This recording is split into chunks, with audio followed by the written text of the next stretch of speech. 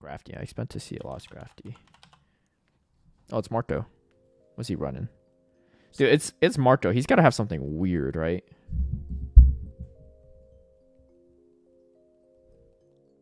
That's weird. That's pretty weird.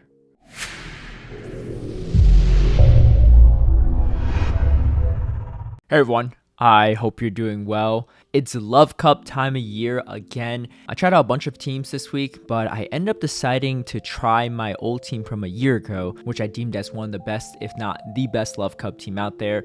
And I think I was onto something a year ago because it's still very, very strong. I didn't have a ton of time to play a bunch of sets because I spent most of my sets playing other teams, but the one set I used it in, it went pretty well as expected. It's comprised of Hisuian Electrode and Medicham. This is a legacy Hisuian though, triple legacy moves. So you do need to spend an elite fast team, elite charge team, and another elite charge team if you don't have any of these moves already on a very old Hisuian. But let me tell you, it is worth it. The coverage is really, really good. And given that it seems to be a trend where we have Love Cup every single year, it'll at least be useful every single year around this time, but maybe it'll be useful in other times as well. Before we get into the battles, a big shout out and thank you to all my patrons who've been supporting my content creation. If you would also like to have early access to my strategies and lineups, or see behind the scenes footage of my battles, feel free to sign up in the Patreon link down below. Going into this first matchup here, I believe Hisuian Electrode was pretty much just released when this cup was around last year, so not a lot of people used it. But I did run into quite a few here, and the benefit here is that these poison jabs are super effective, and it's really going to add up, as well as the Icy Wind because that grass subtyping as well. My opponent coming in with a camera up here, I didn't really know what to do here, so I decided to come with my Medicham, and it looks like they're going to throw a move here. A little bit worried about potential overheat. They do throw Earth Power, and you can see I was trying to charge up a little bit more energy here, but it looks like I got a little overzealous, and here comes the overheat. So this is not looking great for me. That being said, I'm going to come in with the Hisuian and farm up a little extra energy and get to an Icy Wind here, and they do let this go. But they come back in with the Electro, which is kind of interesting. So this is quite nice for me, so I still have the matchup I want, and they shield. That being said, I have my own Electrode that's going to resist the electric moves and going to take neutral. And it's actually going to be a Charizard, so it's actually quite nice for me because I do have quite a positive matchup. And I knew they weren't going for the Blast Burn there, so I'm going to farm up a little extra. This is still going to be a close one because that Electrode does have energy, but they're quite low and they're in foul play range. Unfortunately, get to move first. Can we survive the Grass Knot? No, they go for a Wild Charge, so I guess they were a little short on the Grass Knot, but it worked out for us. So despite a misplay here, team's still doing work, right? So that's the best part, right? This team works really well even if you don't play well like what I'm doing right now. All right, Wormadam Trash. This is kind of a tough matchup for the Hisuian. Typically speaking, you stay in against most things with Hisuian, but for this one, because they're resisting the poison jab damage, you want to swap out. But the best part is once you land that drill run, you put it in a discharge range, so it makes it much easier for your Electrode to handle. And then here comes a Lickitung. I always build up a potential Hyper Beam because then you force your opponents to potentially shield, which is good because if they can spend a shield on a Lickitung, that's always a good thing.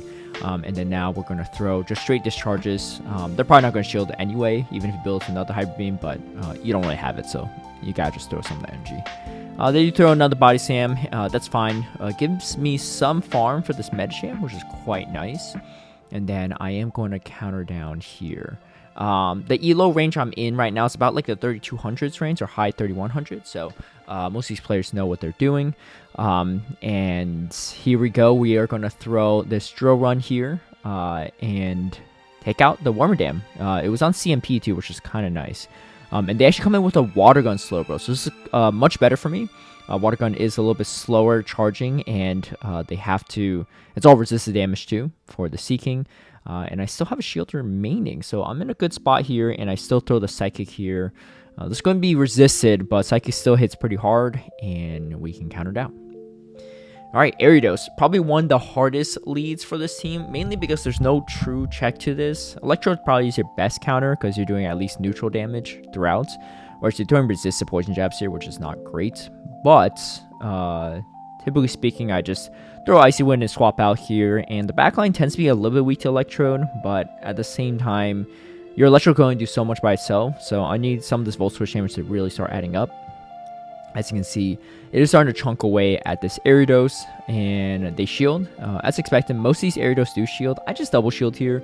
I typically expect there to be a water type in the back, so that's why I decided to shield the Electrode. I want to keep it fairly healthy too, and as you can see, it is an electric type in the back here, so I'm going to throw a discharge to burn the timer a little bit, and then probably just swap out here. So we do swap to our Seeking, and because our shields are down, they're going to have to throw their energy here. So this is going to be an interesting situation here. My guess is they probably have a water type in the back, which is why, yep, as expected. Why I say this is also, this is one of the teams I actually was running earlier in the week. I was running Ariados double water, the same 2 double water actually. So maybe someone also came up with the same idea, or maybe I faced them earlier, I don't know. But either way, we are going to bring this Alomomola quite low here. I don't think I timed my charge moves very well there, unfortunately.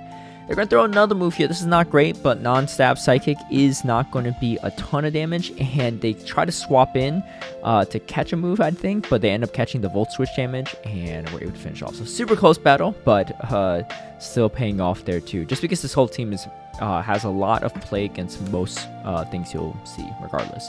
I would say Electrode lead, some would say is the hardest thing for this team, but I'd rather much face an Electrode lead than an Ariados lead. Alright, my opponent is building up to the Psychic, so I'm going to shield here, and then they actually come in Talonflame, which is interesting. So I'm going to throw these Icy Winds here, and if they throw a Flame Charge, I'm fine, especially because they're getting debuffed here. Yeah, so they start throwing a Flame Charge, and that's okay. I'm kind of starting to think they might have a second fire in the back, like maybe a Charizard, but let's see, because I think they're trying to bait out, I don't know what they're trying to bait out, maybe Electrode, but either way, we are going to come in with the Medicham here, and they're not debuffed anymore because I didn't get a move off here, so that's going to do a good chunk of damage.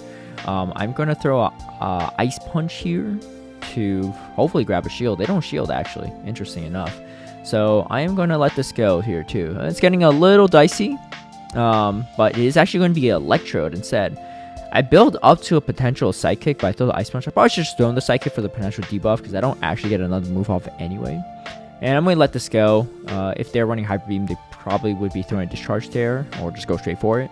But they threw Foul Play, so that's good for me, which means that there's probably a good chance that they're just running Discharge with the other move. And then it looks like we CMP here. So I do lose CMP here, but the problem is they can't really Volt Switch me down.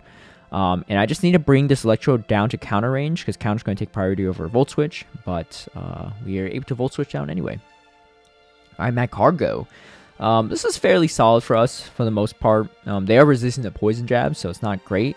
But I've seen quite a few Magcargos let this Drill One go. It's not really worth even going for the Icy Wind in my opinion. You live the Rock Tomb, most don't run Stone Edge. You should be able to survive the Stone Edge barely as well.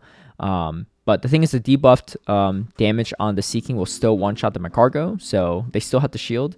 And then here comes a Electrode here. I'm going to respect a potential Hyper Beam, but this is probably just a bait. Yeah, they go Foul Play, which is interesting. Not really sure why. Maybe they're running Foul Play Hyper Beam? I don't know. But Discharge is definitely the better play there if they have it. And then now they actually come in Wigglytuff. So this is not ideal for me just because Seeking is usually what you want on this thing, but I'm quite low on the Seeking. So I don't get a ton of value out of it. Let's see what I do here. Maybe I do come in Seeking to whittle it down. Yeah, see if I get a move here. Unfortunately, I'm just a little bit short. But here's the play. I save my shield for the Magcargo because Overheat's going to take me out one shot. Rock Tomb or Play Rough is not, so I figured I'd rather save the shield there. But it's going to be very close because I am debuffed now too, right? Can we get to it? And we just barely get to this final discharge. Is it enough to take out the Magcargo? And it is. So there you have it. First set back with this team, a 5-0 on the spot there too. So like I said, the team is very, very strong still. And if you want to check out more footage on this, I'm going to link my video from last year down below so you can see more footage on how to play out this team. Best of luck to those that are climbing in Love Cup this week. I know the Sea King is an expensive investment, but trust me, it is worth every elite TM you can use. Thank you all for watching. If you like this video, feel free to give it a like and share, subscribe for future content, hit that notification bell to get alerted right when I post a new video, and I'll catch you all next time. Bye.